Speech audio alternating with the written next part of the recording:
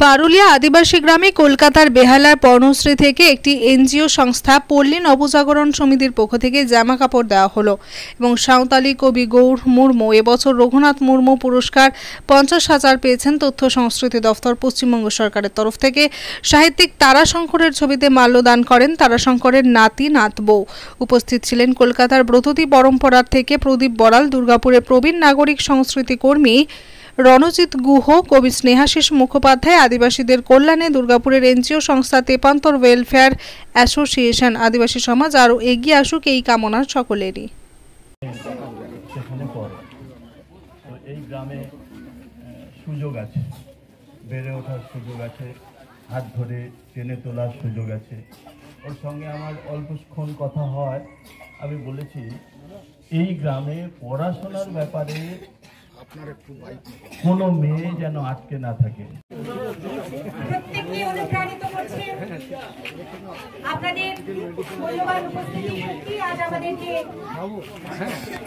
ভীষণভাবে আপ্লুত। সবই করেছে। আগে তো আমাদের এরকম ছিল না, গেটাগুলো সব নোংরা ছিল। এখানে দাদারা আসার পর এখানে পরিষ্কার করেছি আমরা।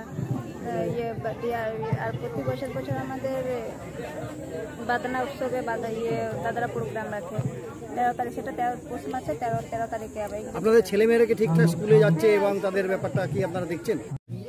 এই সমাজ পড়ে বুঝতে পারবে কি ছিল, কত ওজনদারি ছিল, কত মান সম্মান ছিল।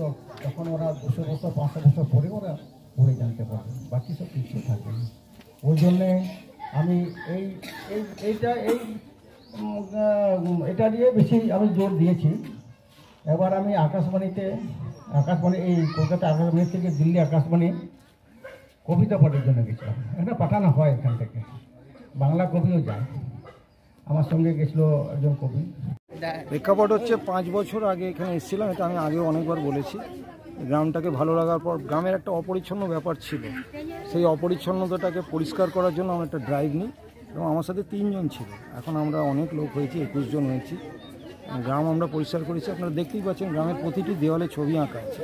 এই গ্রামের দেওয়ালে ছবি আঁকাটা আমরা অত্যন্ত চিন্তাভাবনা করেই করেছিলাম।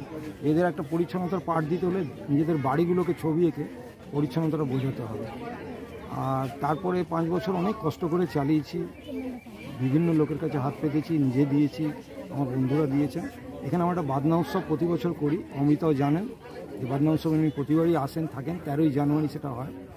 আর মাঝে মাঝে ছোট ছোট অনুষ্ঠানের মাধ্যমে আমরা গ্রামের মানুষের কিছু শিক্ষা পাঠ এগুলো, যেমন আজকে দেখলেন, আজকের অনুষ্ঠানটা অত্যন্ত একটা ভাবগম্ভীর ব্যাপার ছিল, কারণ এখানে শ্রদ্ধেয় সৌম্যশঙ্কর তারাশঙ্করবাবুর ব্যাপারটা এসছেন, আর তার স্ত্রী এসছেন, গৌর মুর্মু এসছেন, যিনি রিসেন্টলি পণ্ডিত রঘুনাথ মুর্মু পুরস্কারটা পেয়েছেন। তারপরে আমাদের প্রদীপ দা এসছেন ব্রততী পরম্পরা থেকে, এবং অভূতপূর্ব গলায় উনি 2টো আবৃত্তিও করেছেন। আর খুব এই 1 মাস আগে আমরা তেপান্তর ওয়েলফেয়ার ট্রাস্ট একটা এনজিও গঠন করেছি। এবার এগিয়ে যাওয়ার জন্য চেষ্টা করছি, আপনাদের সহযোগিতা থাকলে। আপনার নাম? আমার নাম কমলেন্দু ঘোষ। আমার পাশে দাঁড়িয়ে আছে দেবাশিস দত্ত, ইনি আমাদের ভাইস প্রেসিডেন্ট। মানব জন্মের যে জিন্স, মানবতা, মানবিকতা, মানুষ প্রকৃত মানুষ হবার কিন্তু তার অভাব রয়ে যাবে। এই 4টার মধ্যে যদি একটাও না থাকে, সুর, সঙ্গীত, সাহিত্য, সংস্কৃতি। আসুন এটা আমরা ভুলব না। এটা সঙ্গে নিয়েই যতদিন বাঁচবো, যতদিন নিঃশ্বাস ফেলবো, যতদিন আমাদের হাত পায়ের আঙ্গুল নড়বে, ততদিন এটা আমরা কাজ করে যাব, চর্চা করে যাব। আমার এক বন্ধু যে লেখক গত হয়ে গেছে, আমাদের এখন এমনভাবে হচ্ছে যেন আমরা জানোয়ারের মতো হয়ে যাচ্ছি। মানুষের কোনো ভালোবাসা নেই। একটা গরু যদি একটা গরুকে গুঁতো মারে, 3 নম্বর গরু এসে কিন্তু বলবে না, এই তো এসে আমাকে কেন গুঁতো মারবে। আমাকে যদি রামচন্দ্র এখানে চড় মারে, গুহদ এসে বলবে, এই কেন তুমি মারলে? কেননা এই হচ্ছে মানুষ। কিন্তু ওরা বললো না কেন, ওরা হচ্ছে গরু। তোমরা একটাই, আপনারা করে যাচ্ছেন আজীবনকাল, করে যাব। আমরা তো কোনো কিছু আশা করিনি। কিছু আশা করে লিখছি না। তো আমরা এখন আপনি দাম পাবেন না,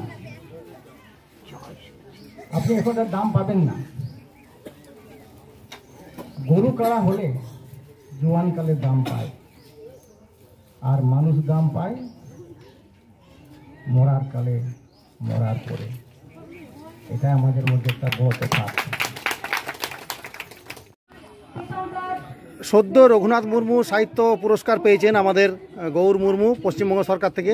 তিনি আজকে এসছেন বংশীবেড়ায়।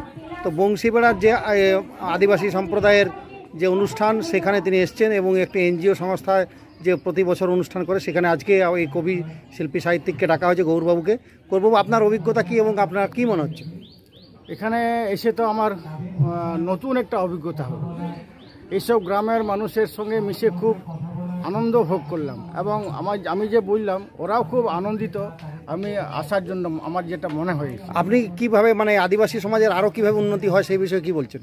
হ্যাঁ, এদের যাতে সমাজের উন্নতি হয়, শুধু মানুষ কি করছে এখন শুধু মুখের কথায় বলে যাচ্ছে। আপনি একটা দারুণ কথা বললেন যে চারটে সংস্কৃতি, যদি চারটে ব্যাপারটা যেটা বলছিলেন ওইটা একবার বলুন, যে এইটা থাকলে মানুষ জন্মের ব্যাপারটা। মানুষ, পৃথিবীর মানুষের কাছে কোনো মানব দেহে সুর, সংস্কৃতি, সাহিত্য ও সংস্কৃতি, এই চারটার মধ্যে যদি একটাও যদি না থাকে কোনো মানব দেহে, তার মানুষের যে প্রকৃত মানে ভাবনা, মানুষ হওয়ার যে জিনিসটা, তার কিছু কিন্তু পূর্ণতা পাবে না, মানুষ তার পূর্ণতা পাবে না। আপনি এই যে বললেন এর আগে আরও পুরস্কার পেয়েছেন, কি কি পুরস্কার পেয়েছেন? আগে আমি সারদা প্রসাদ কিসকু স্মৃতি পুরস্কার পেয়েছি।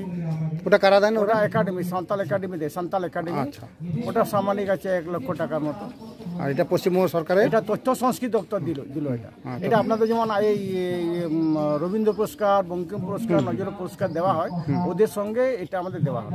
ওটা দেওয়া হয় একটা ইয়ের মধ্যে, একটা বইয়ের উপরে দেওয়া হয় একাডেমি পুরস্কারগুলো।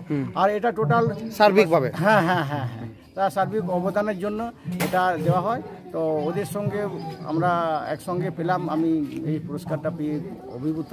এবং এই আদিবাসী সমাজের জন্য আপনি অনেক কিছু করতে চাইছেন। হ্যাঁ, আদিবাসী সমাজের জন্য তো আমি লিখছি। আদিবাসী সমাজের থেকে আমি উঠে এসেছি। অবশ্যই এদের আপনার লেখালে আপনার বাড়ি, আসল বাড়ি কোথায় ছিল? আসল বাড়ি বাঁকুড়া জেলা খাতড়া থানা। এখানে আপনি কর্মসূত্রে? হ্যাঁ, কর্মসূত্রে দুর্গাপুরে এসেছি। মানে অ্যাকচুয়ালি আপনি বাঁকুড়ার লোক? বাঁকুড়া।